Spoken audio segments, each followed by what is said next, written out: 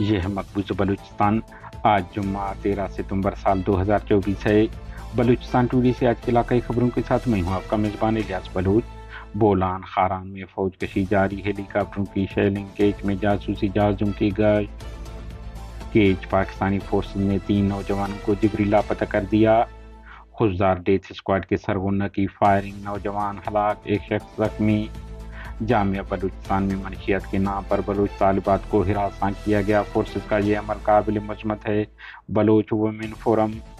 سردار اختر جان مینگل کا قومی اسمبلی سے استعفیٰ کے بعد حکومت اور اس کے خفیہ ادارے ہمارے 2 سینیٹرز کے گھروں پر، زمینوں پر چھاپے مار رہے ہیں تاکہ انہیں دباؤ میں ڈال کر مستعفی ہونے پر مجبور کیا جائے۔ ان خیالات کا اظہار بلوچستان نیشنل پارٹی کے قائم مقام صدر ساجد ترین ایڈوکیٹ نے پریس کانفرنس سے خطاب کرتے ہوئے کیا۔ فورس شیڈول کو یکسر مسترد کرتے ہیں، محکمہ داخلہ کا نوٹیفیکیشن غیر آئینی، بنیادی انسانی حقوق سے متصادم ہے۔ B S O. ڈیرہ مراد جمالی میں مسلح تصادم، 2 افراد ہلاک، 3 زخمی ہو گئے۔ کوئٹہ حوالات میں پولیس نے قیدی کو موت کے گھاٹ اتار دیا۔ چمن میں لیویز کی پک اپ پر فائرنگ، ڈرائیور نے احتجاجاً شاہراہ بلاک کر دیا۔ استا محمد خاتون آشنا سمیت قتل۔ بولان وین کھائی میں جا گری، 7 افراد زخمی ہو گئے۔ بلوچستان ضلع بولان میں گزشتہ روز سے فوجی آپریشن جاری، ہیلی کاپٹروں کی شیلنگ، خاران گواش علاقہ فوجی محاصرے میں ہے کہ پلبر میں جاسوسی طیاروں کی مسلسل پروازیں جاری۔ تفصیلات کے مطابق بلوچستان کے علاقہ ضلع بولان میں گزشتہ روز سے پاکستانی فورسز فوج کشی میں مصروف ہیں۔ اطلاعات کے مطابق جھمبرو اور گردنواہ کے علاقوں میں گزشتہ روز سے فوج کشی کا آغاز کیا گیا ہے، جہاں کئی مقامات پر ہیلی کاپٹروں نے شیلنگ کی ہے۔ ذرائع کے مطابق گزشتہ رات ہیلی کاپٹروں کی پروازیں جاری رہیں، جبکہ جمعرات کی صبح بھی ہیلی کاپٹروں کی پروازیں دیکھنے میں آئی ہیں۔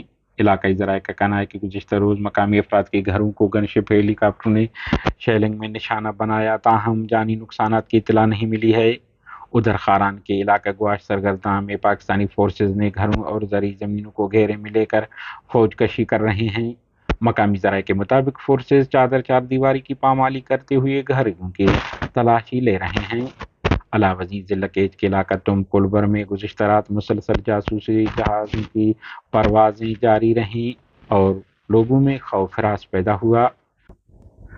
بلوچستان ضلع کیچ تحصیل بلیدہ کے علاقہ چھپ سے پاکستانی فورسز نے چھاپہ مار کر 3 نوجوانوں اکرم ولد نصیر احمد، عبد المالک ولد راشد علی اور صلاح الدین ولد شیر محمد کو حراست میں لے کر جبری لاپتہ کر دیا۔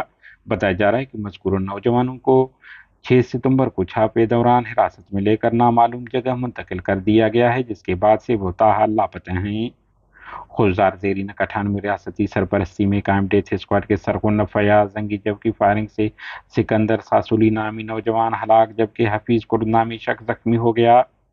بتایا جا رہا ہے کہ 9 ستمبر 2024 کو محمد عالم ساسولی ولد غلام ساکن دیدی کی مدعیت میں درج ایک FIR کے مطابق اس کا بیٹا سکندر ساسولی اپنے ایک اور دوست حفیظ کرد کے ساتھ ان کی زمینوں جو اسٹیل مل خضدار میں واقع ہیں پر موجود تھے کہ اس دوران پاکستانی ڈیتھ اسکواڈ کے سرغنہ طیب زنگیجو اور فیاض زنگیجو اپنے دیگر کارندوں کے ساتھ آئے اور اندھادھند فائرنگ کر کے سکندر ساسولی اور حفیظ کرد کو زخمی کر دیا۔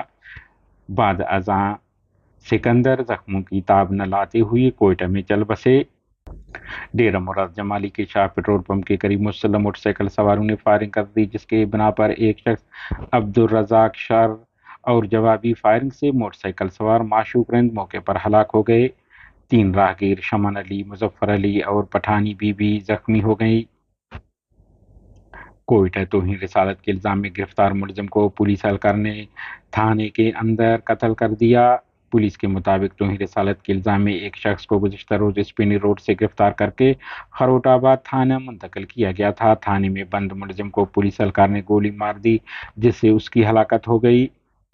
چمن میں این نے 50 قومی شاہراہ پر پک اپ پر لیویز چیک پوسٹ اہلکاروں نے فائرنگ کر دی۔ واقعہ خلاف ڈرائیوروں نے احتجاجاً کوئٹہ یوگ شاہراہ کو زیارت کراس پر بند کر دیا۔ جھل مکسی کے علاقہ لیویز تھانہ باری جمع علی شیر مکسی نامی شخص نے اپنی بیٹی مسمات فرزانہ کو اس کے مبینہ آشنا حسین بخش مکسی کے ساتھ سیاہکاری کے الزام میں فائرنگ کر کے قتل کر دیا اور قتل کرنے کے بعد فرار ہو گیا۔